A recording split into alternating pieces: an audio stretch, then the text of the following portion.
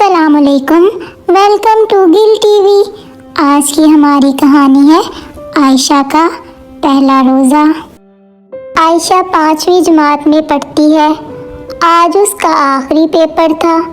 وہ اتنے دنوں سے اپنے امی ابو کو روزہ رکھتے ہوئے دیکھ رہی تھی تو اس کا بھی دل کر رہا تھا کہ کل وہ اپنا پہلا روزہ رکھے۔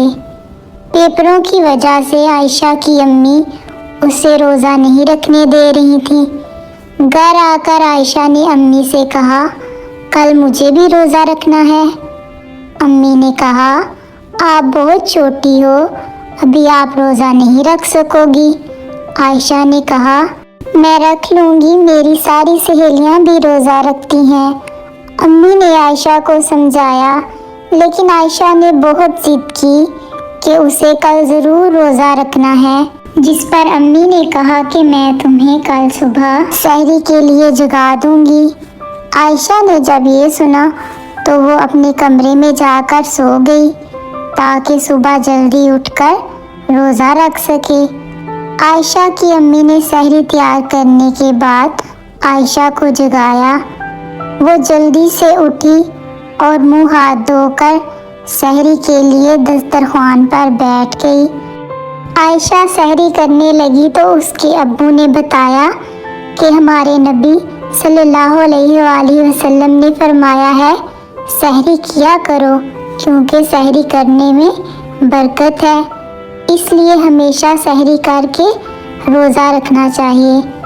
عائشہ نے سحری کرنے کے بعد روزے کی نیت کی، اذان کے بعد اپنی فجر کی نماز ادا کی اور خوشی خوشی اپنے کمرے میں جا کر سو گئی۔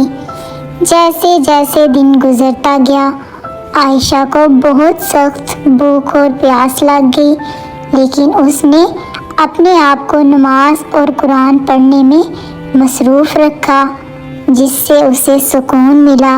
افطاری کا وقت قریب آیا تو اس نے امی کے ساتھ مل کر دسترخوان لگایا۔ عائشہ کی امی نے اس کے پہلے روزے کی خوشی میں اس کی پسند کی افطاری بنائی، جسے دیکھ کر وہ بہت خوش ہوئی۔ عائشہ کے ابو نے افطاری سے پہلے اسے روزے کی فضیلت بیان کی کہ روزہ اسلام کا تیسرا اہم رکن ہے اور ہمیں صبر کرنا سکھاتا ہے۔ ابو نے بتایا، روزہ دار کے لیے 2 خوشیاں ہیں، ایک خوشی افطار کے وقت اور دوسری خوشی اسے اپنے رب سے ملاقات کے وقت ہوگی۔ ابھی ابو کی بات مکمل ہی ہوئی تھی کہ افطاری کا ٹائم ہو گیا۔ عائشہ نے کھجور اور پانی کے ساتھ اپنا پہلا روزہ افطار کیا۔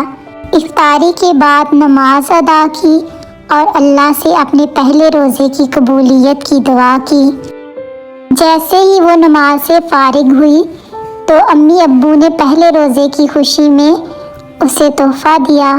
تحفہ دیکھ کر عائشہ بہت خوش ہوئی۔ اس نے اپنے امی ابو کا شکریہ ادا کیا۔ تو پیارے بچوں، ہم سب کو بھی چاہیے کہ ہم رمضان کے روزے رکھیں۔ مزید سٹوریز کے لیے ہمارے چینل کو سبسکرائب، لائک اور شیئر کریں۔